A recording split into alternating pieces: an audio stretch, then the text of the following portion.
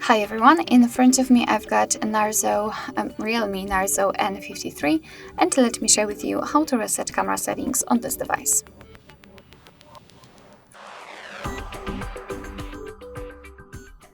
So first of all, let's open the camera app, and I forgot to apply the grid lines, so let me quickly do it.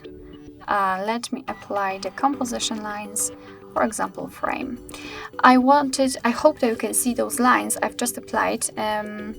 I wanted to do that because I want to show you the visual evidence that the reset option will work. So all customization should be wiped out after the reset option.